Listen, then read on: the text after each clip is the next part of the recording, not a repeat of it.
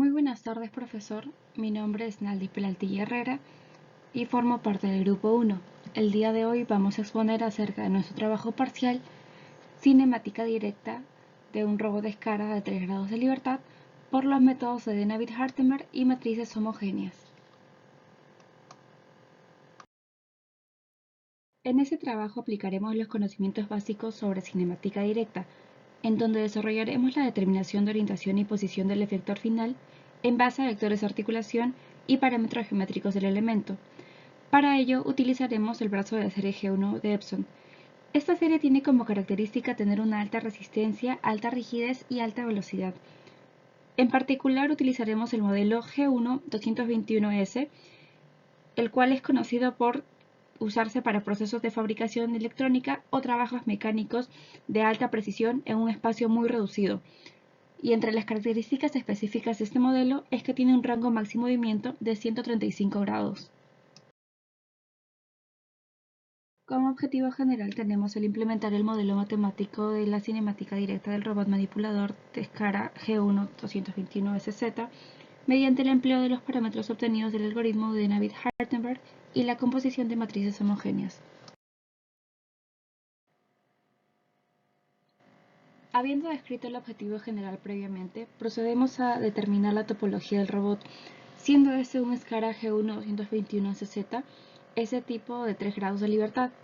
Para ello primero vamos a definir los eslabones, siendo este eslabón fijo el 0, el 1, el 2 y el 3.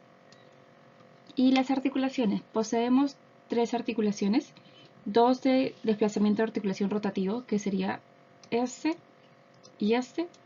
y uno de tipo prismático, que sería este. Los ejes, ambos son en los ejes Z, y el prismático también debido a que la traslación se realiza en el mismo eje Z. Eso sería todo. Muchas gracias. Buenas tardes, profesor. Mi nombre es Piero Figueroa y voy a pasar a explicar el algoritmo de Dennavit-Hartenberg. Bueno, como primer paso tenemos que hallar la tabla de parámetros.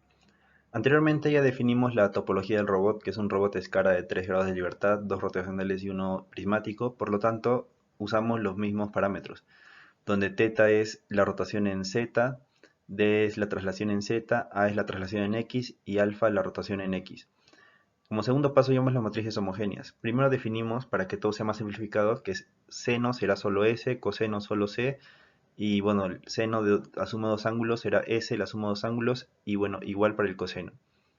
Luego tenemos la matriz AI, que se hace esta matriz para cada grado de libertad, donde dentro de la matriz están los parámetros que ya definimos antes, como bueno, el coseno de uno de los ángulos de la rotación en Z o en X, o las traslaciones. Cabe resaltar que D3, la traslación en el último grado de libertad, en Z, solo puede ser negativo. Eso es por las limitaciones mecánicas del robot. Bueno, como tenemos 3 grados de libertad, vamos a tener 3 matrices, A1, A2 y A3. Y reemplazamos en cada matriz respectivamente sus parámetros. Por ejemplo, en la matriz A1 reemplazamos el θ1, el D1, el A1 y el alfa 1. Pero sabemos que, bueno, el A1 es 125, la traslación en X. El alfa 1 es 0, por lo tanto el coseno de 0 será 1 y el seno de 0 será 0. Por lo tanto, aquí, por ejemplo, en unas partes se elimina, sale 0 en todo. Y bueno, pasa igual con la matriz 2 y la matriz 3. Bueno, la matriz 3, como todas las rotaciones son 0 y solo hay D3 porque es la traslación en Z, porque es un movimiento prismático lineal, entonces no hay rotaciones. Y finalmente, para hallar la matriz final T, es la multiplicación de la matriz A1 por A2 por A3. Bueno, finalmente, después de multiplicar las tres matrices, tenemos esta matriz, la primera, donde tenemos una multiplicación, sumas y restas de senos y cosenos. Pero podemos simplificar aún más esta matriz con la ley de senos y cosenos y nos saldría la segunda matriz, que es una matriz más simplificada. Por lo tanto, de esta matriz lo que nos importa es la última columna, porque son las posiciones del efector final, tanto en X como en Y como en Z. Z siempre va a ser de 3 porque es la única el único movimiento en Z que puede haber en el robot porque es un robot escara.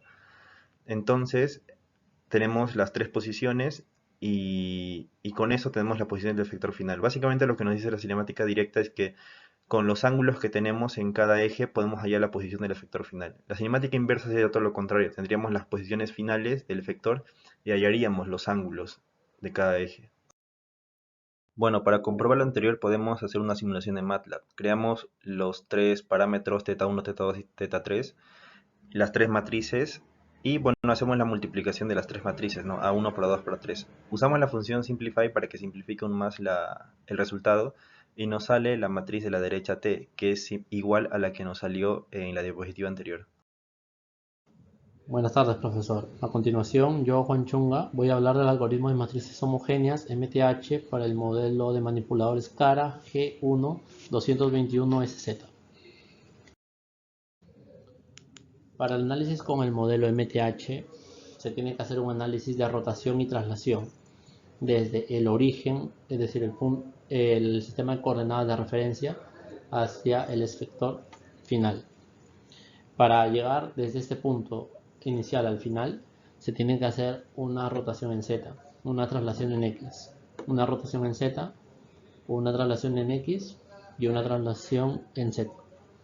Las operaciones de rotación y traslación se representan mediante matrices de 4×4, siendo la operación de rotación representada por funciones seno y coseno del ángulo de rotación correspondiente, y la traslación se representa con una matriz de identidad que se le añade los valores de traslación tanto en X, en Y o en Z según corresponda. El total de operaciones se representa en un producto de matrices, siendo estas en orden consecutivo, y cada matriz se representa por los valores reemplazados según corresponde. Por ejemplo, la rotación en Z1 se representa con el ángulo θ1, el cual se entiende que es el primer ángulo de giro.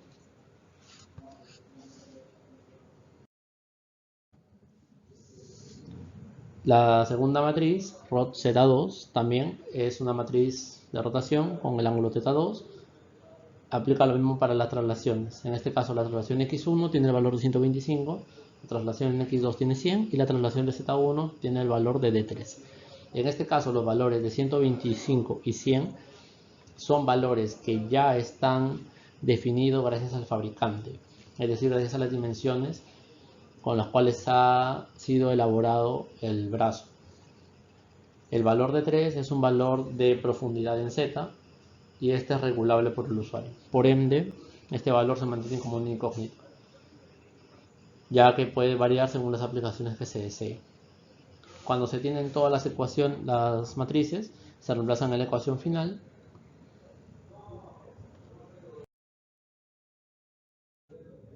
para finalmente resolver este producto de matrices.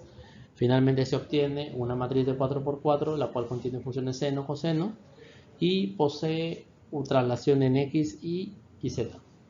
Se observa que la traslación en Z continúa siendo de 3 porque en las interacciones anteriores no hubo traslación en Z. Y finalmente se hace una simulación en MATLAB con el código mostrado. Se usa la función de HL proporcionada y adjuntada en los archivos. Y se verifica que los valores son similares. Recordemos que C es coseno, y S es seno. Muchas gracias. Bueno, mi nombre es Luis Verástegui y voy a explicar las simulaciones en el software Exxon, ya que anteriormente se explicó los métodos DHL y MTH para obtener la cinemática directa del robot. Bueno, mediante este software se va a obtener la cinemática directa, se va a obtener las coordenadas y se va a validar el algoritmo. Es por ello que se realizaron 3 pruebas. Para la primera prueba se pusieron los ángulos de 30 grados, 20 grados y una distancia de -40. Cabe mencionar que se realizaron de manera manual, ya que el software Exxon solamente admite un valor como máximo de 30, y en este caso para D3 se le agregó primero 30 y luego se le agregó 10, como se ve en la pantalla, obteniendo las siguientes coordenadas: 172.532, 139.104 y -40 para los ejes X, Y, Z, y mediante la matriz obtenida se verifica con los valores en MATLAB para Px, para Py y para Pz, teniendo valores muy aproximados, validando así el algoritmo desarrollado. Para la prueba 2 se dan los ángulos de 25 grados, 10 grados y a distancia de menos 35. Se le agregaron en las articulaciones J1, J2, J3 y de las posiciones de join se pasó a Word para obtener las coordenadas o las posiciones, teniendo 195.24, 110.185 y menos 35, comparándolo con los valores de Px, Py y Pyz, siendo valores muy parecidos, así como se dijo anteriormente.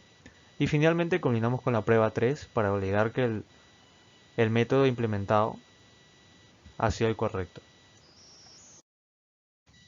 Para la prueba 3, lo mismo, se tuvo un ángulo de 5 grados, 45 grados y menos 50.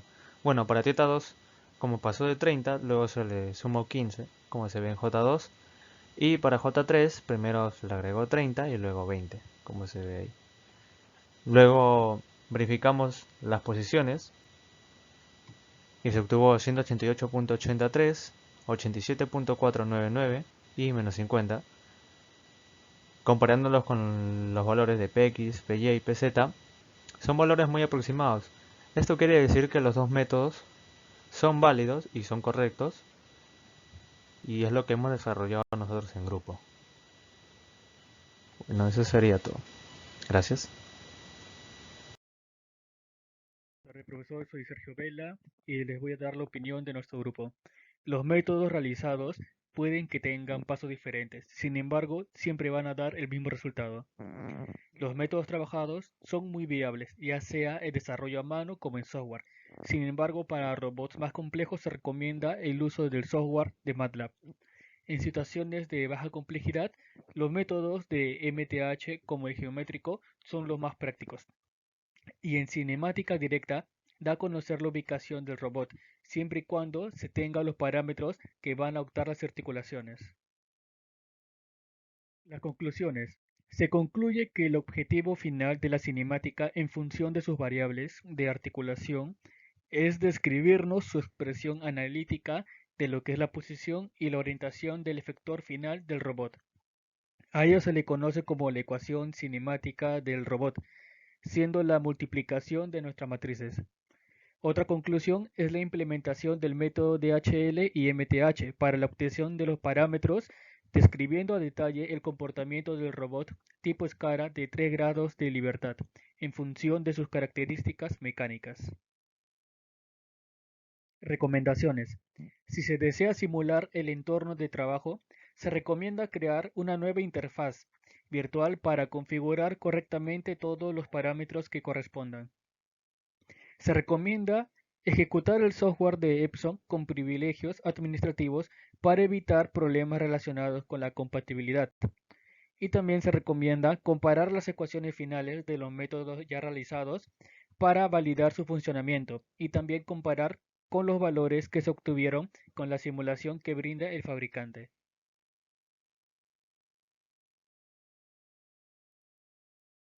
Eso sería todo. Muchas gracias.